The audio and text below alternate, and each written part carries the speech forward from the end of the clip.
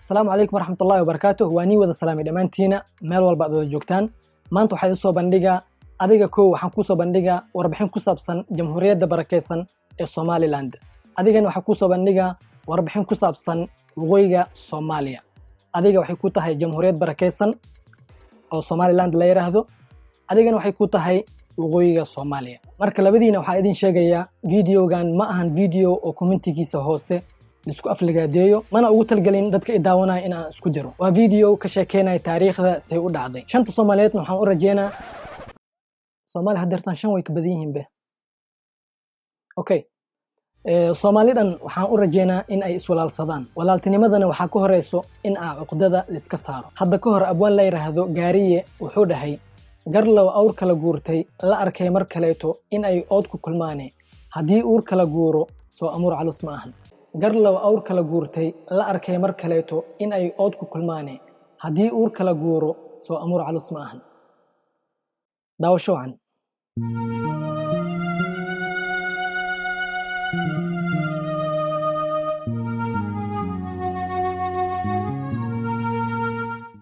Somaliland waa dawlad ku taalo geeska Afrika, laakiin lama ictiraafsano ama ma ictiraafsano qaramada midoobay.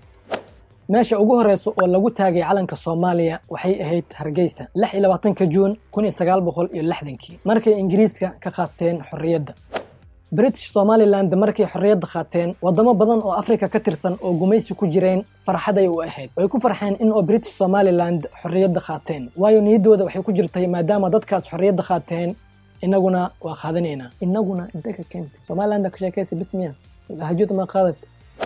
Somaliland marka xorriyadda qaadatay shacabkii iyo salaadiintii iyo culimadii waxay rabeen in oo shanta Soomaaliya la isku keeno. Inkastoo siyaasiyiinta qaar ka soo horjeedeen sida Michael Mariano oo xisbi hogaami jiray waagaas oo diinta Christianka haysan jiray. Laakiin waxa la dhigay doorashadan waxaa ku guuleystay xisbiga hogaami jiray Maxamed Xaaji Ibraahim Cigaal. Kadib waxay aadeen koonfurta Soomaaliya ama Italian Somaliland oo waagaas la dhahay jiray. meesha markay gaareen waxay la kulmeen jawi shuruud la'aan. macnaha markay tageen hore ayaa laga aqbalay. kadib koonfurta Soomaaliya waxay qaadatay awoodii dawladda dhan, caasimadda, madaxtooyada, ra'iisul wasaaraha, baarlamaanka iyo wixii mudnaayo dhan. kadib hogaamiyaashii ciidamada waxay dareemeen in oo midnimadii waxba ka jirin, in oo meesha cadaalad bataalin. taasna meel yar ay waxay ka tusiyay kacdoonka Somaliland inuu meesha ku bilowday.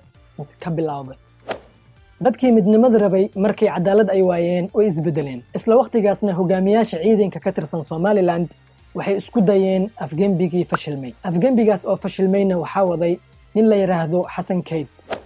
dagaal ma dhicin laakiin kacdoonkii wuu jiray ilaa oo ka imaado xukunkii militariga ahaa oo waliba afgembi ku qabsaday wadanka, kaasoo ahaa mid Soomaalidan ay soo dhaweeyeen oo filayeen khaasatan reer waqooyiga in ay u soo noqoto cadaaladii iyo xuquuqdii kaga dhuntay midnimadii Soomaaliyeed. laakiin nasiib darro ma dhicin taas. waayo ninkii ahaa Siyaad Barre oo loo riyaaqay oo si fiican loo soo dhaweeyay wuxuu noqday madaxweyne oo dictator ah oo xukunkiisa xoog ku ilaashanayo. taasna waxay keentay dadkii in ay kacdoonka sii wadaan. taasna Siyaad Barre ma jeclaysanin. marka wuxuu sameeyay shacabkiisa leh ayuu weeraray. dhaqaalaha Somaliland dhaqaalaha Soomaaliya oo dhan waxaan ku soo koobaa Soomaaliya dhaqaalaheed waxa waaye ama waxay leedahay kalluunka ama malayga, waxay leedahay beero, waxay leedahay xoolo. dhulkeedana waxaa ku jira macaadan kala duwan iyo waliba shidaal. laakiin qaabkii looga faa'iideysan lahaa ayaa la garan waayay. adigana qaabkii looga faa'iideysan lahaa ayaa la ka suwaayay. intaas aan idin soo bandhigay waxaan rajaynayaa ka faa'iideen. qof walba waxaan ka codsanahay ii soo qora ereyada oo abwaanka maxaa ka fahantay. marka share, like, subscribe ilaawin.